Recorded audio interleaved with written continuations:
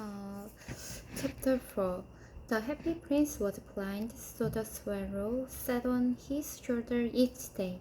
He told the prince many stories about magical places in the world. He described the Nile River, the Phoenix, and the desert of Africa.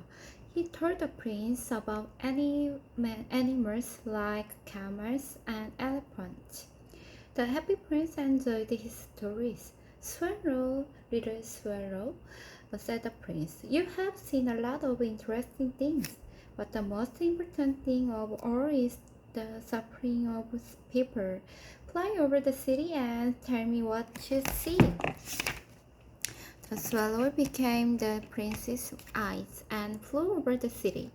He saw the rich people living comfortably in their big houses.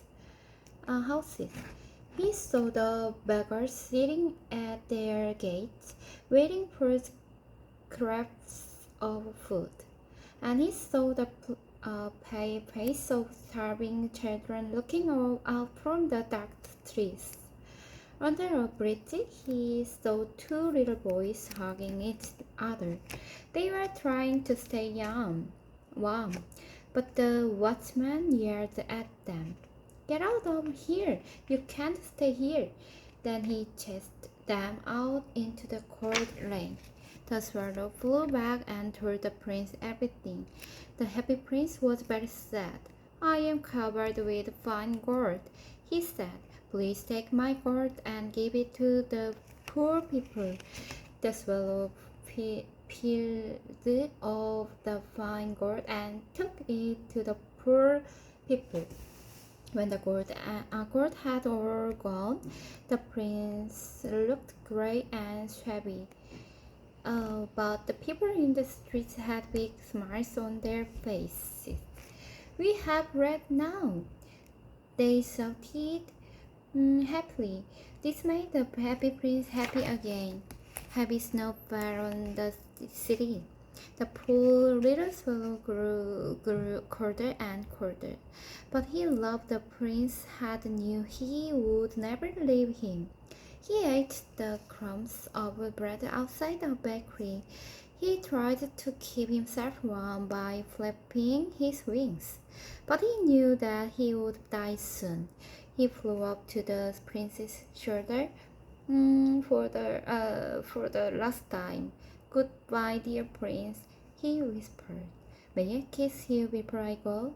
It is time for you to leave this place, said the prince. I am happy you are going to Egypt. You have stayed here too long. Yes, you may kiss me.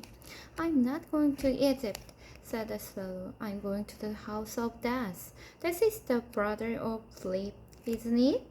He kissed the happy prince's lips. Then he fell down dead at his feet.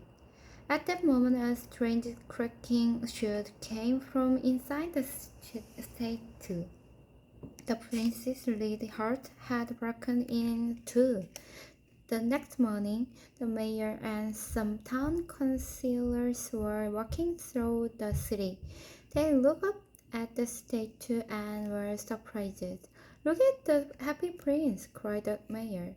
He looks very dull and shabby. Yes, he looks very shabby, said the town councillors. The ruby was fallen out of his sword, said the mayor. The sapphires from his eyes are gone, and he is no longer covered in gold. He looks like a beggar. He is no longer beautiful, so he is no longer useful, said one of the town councillors. Look, there is a dead bird at his feet, said the mayor. No birds are allowed to die here. We must do something about the statue. The following day, the statue of the happy prince was pulled down. The mayor held a meeting with the town councillors. They had to decide what to do with the statue. We must have another state, said the mayor. I think the state should look like me.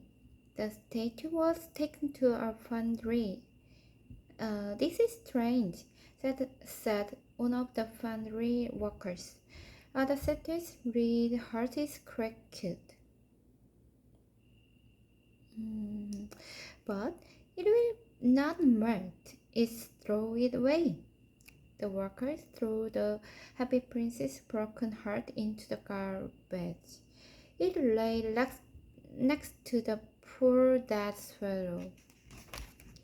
Far above in heaven, God commanded one of his angels, "Bring me the two most precious things in the city," he said.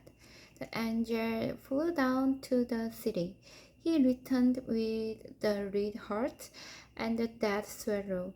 God was very pleased with the angel. "You have chosen well," said God. They were truly the most precious things in the city. In my garden of paradise, this little bird will sing forever. And in my city of gold, and happy prince will live forever.